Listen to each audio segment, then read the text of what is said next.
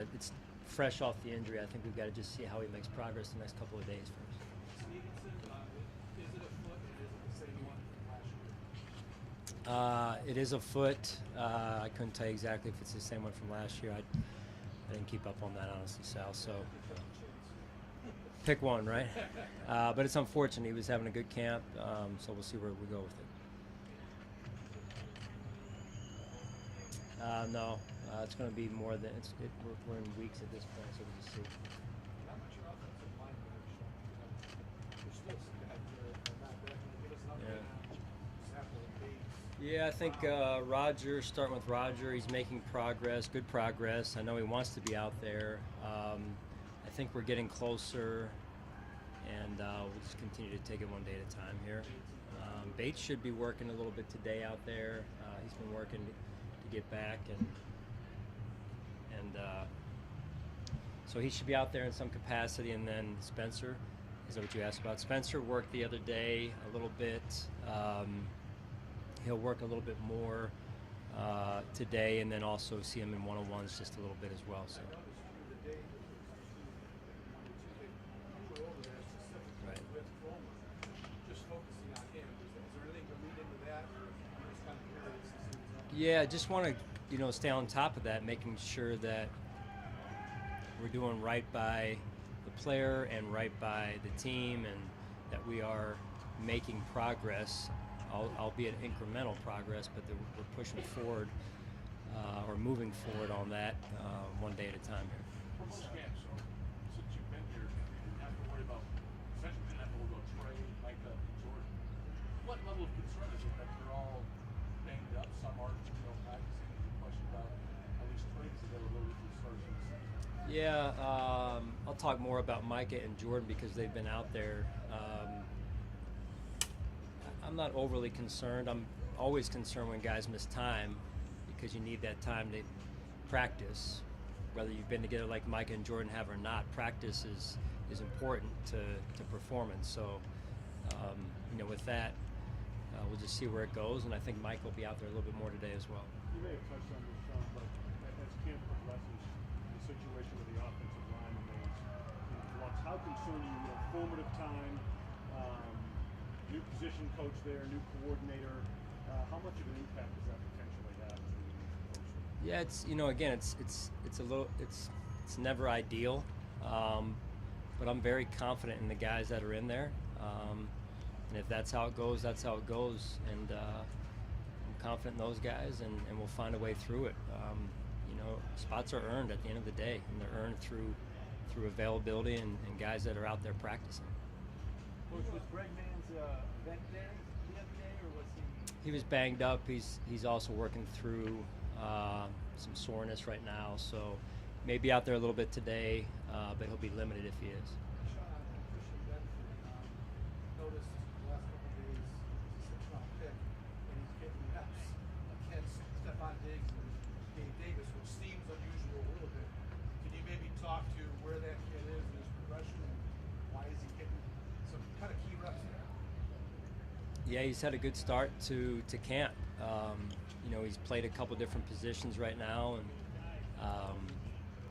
he seems to have a good way about him. His disposition, on the field, off the field, his football IQ.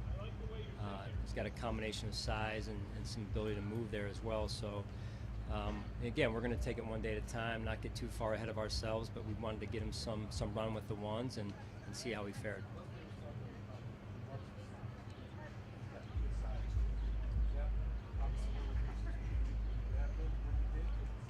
I mean, a combination of things. I like those small school guys, and those special place in my heart for those guys that come from or not as well known.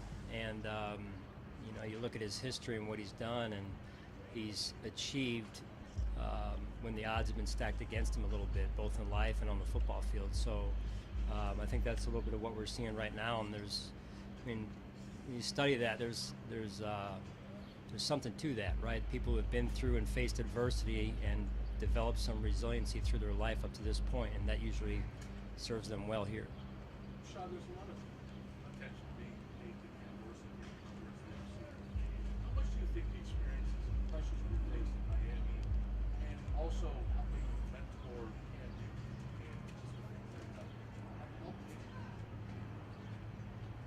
prepared for a situation like this where a lot of eyes are on you? Yeah, I mean, in a similar way to Christian, like we just talked about, you look at his resume, his life history, his body of work to this point. I think all of that feeds into who he's become now, and it's no different than anyone. I mean, the older you get, the more experiences you have, the more wisdom you build up, and you become better each and every day. So I think all of that, you know, as a player playing at the U, and what he was able to do there on that team, on the teams he had, and then his playing time in the NFL, and then now what he's done through his coaching career, I think all that serves him well.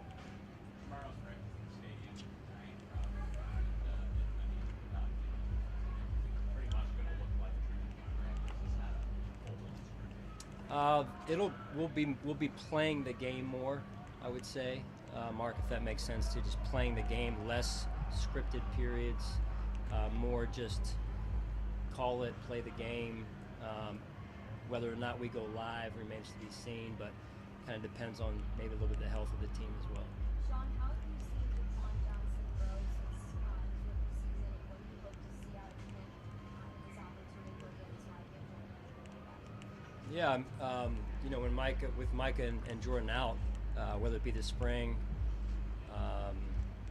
or this training camp, it provides an opportunity for Jaquan, for DeMar, for JT. We've rolled another player or two back there as well, so it's an opportunity for another player to step in, get quality reps, gain experience, and for us to evaluate what we have there on the roster.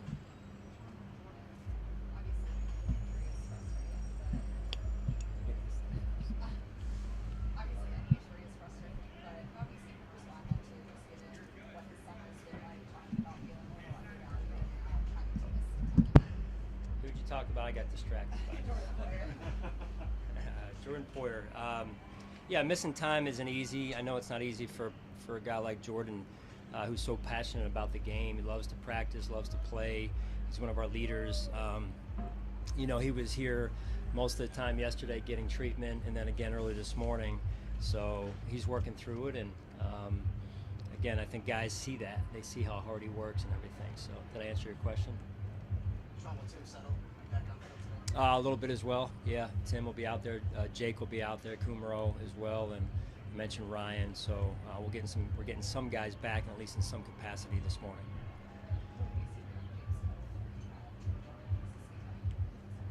Yeah, you know, again, a young player that's opened some eyes a little bit here in the run and pass game, and I think the biggest thing for him in that position, being young, is you got to embrace the protection piece of it, what you do when the ball is not in your hand, whether it's IDing protections or whether it's actually physically blocking. So, but I know he's up for the challenge.